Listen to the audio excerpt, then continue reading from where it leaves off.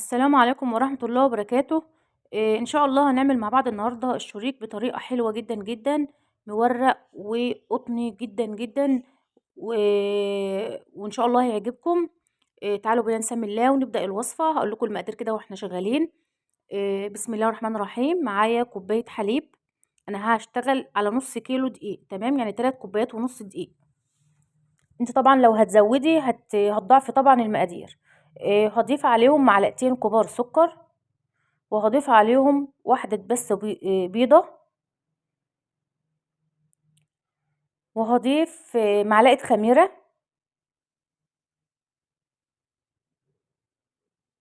المقادير بسيطة جدًا، جدًا، وسهل في عمايله جدًا، يا دوبك بس هو وقت التخمير. بس أهم حاجة نعجن العجينة كويس جدًا علشان خاطر الشريك يطلع معانا ناجح ويطلع معانا مورق. لازم العجينة تتعجن كويس عشان يطلع معانا مضبوط. هاقلب بقى المكونات السايلة كده كلها مع بعضها. إن شاء الله أسيب لكم المقادير في صندوق الوصف. يبقى ضفنا كوباية حليب. لو مش متوفر عندِك حليب ممكن تضيفي معلقتين كبار لبن بودرة وتعجني بمَيّة. لو عايزة تعملي النُص مَيّة والنُص حليب ما فيش مشكلة، هتعجني بحليب بس زي ما أنا عملت، برضه ما فيش مشكلة. هاضيف كده على الدقيق شوية ملح. هاقلب بس كده، وقلبنا الخليط مع بعضه كويس، وهاضيف كده الدقيق على المواد السايلة اللي إحنا عملناها.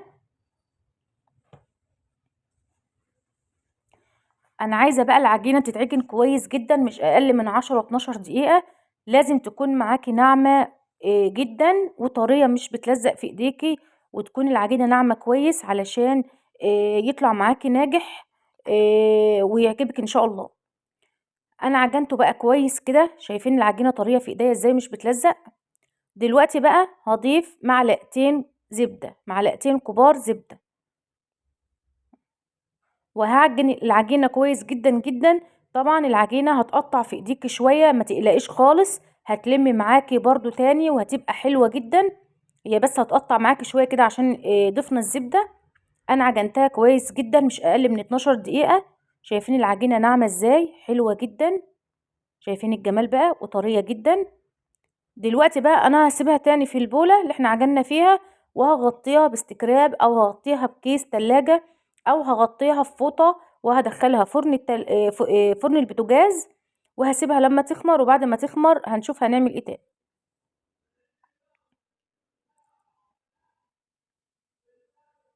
خلاص كده يا بنات العجينة خمرت وبقت زي الفل زي ما أنتم شايفين أهو، ما شاء الله حلوة جدًا. هاشيل بس كده التخمير منها، وبعد كده هنشكلها مع بعض.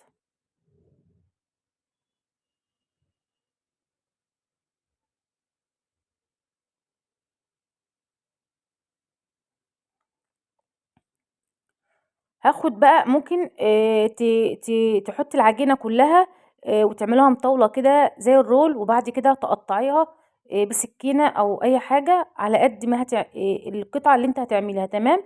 أنا هاعمل الواحدة بوحدتها زي ما أنتم شايفين كده، وهالفّيها كده رول، وأبتدي أفرد على الرخام. العجينة حلوة جدًا، شايفين ما شاء الله سهلة معايا في الفرد ما فيش مشكلة خالص. نرفّع كده ونفرد.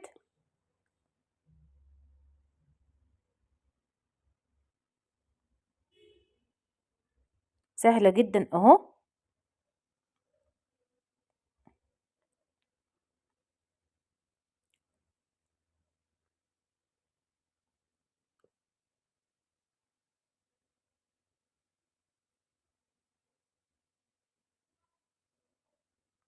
تمام كده. دلوقتي بقى هابتدي كده شايفين ألِف كده بالشكل ده.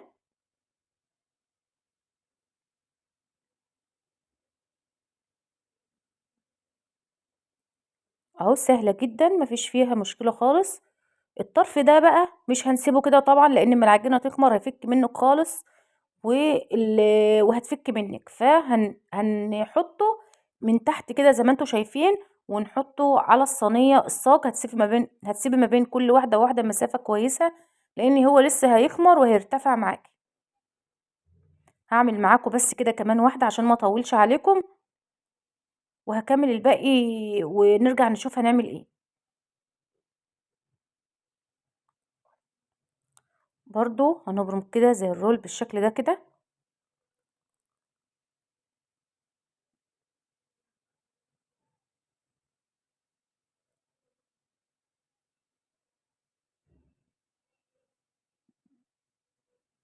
تمام كده يا بنات.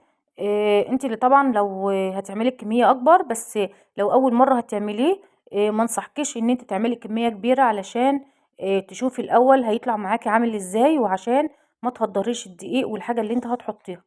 تمام، يعني اول ما تبتدي ابتدي بحاجة قليلة زي نص كيلو مثلا دقيق او اقل، مفيش مشكلة خالص، وتشوفي هيطلع معاك عامل ازاي. وان شاء الله ربنا يحسن ما بين ايديكم ويطلع معاكم زي الفل.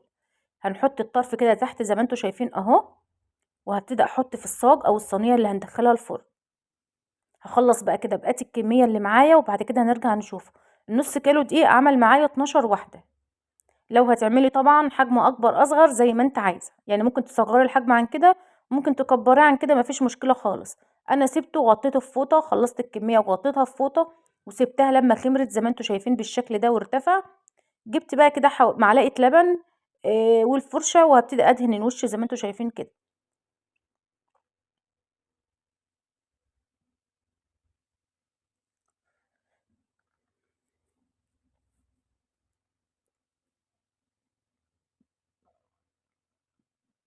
هخلص بقى بقية الكمية، وبعد ما هدهن الوش هرش على كل واحدة رشة سكر بسيطة كده، وهدخله الفرن على درجة حرارة 180 او 200 على حسب درجة الحرارة في الفرن معاكي.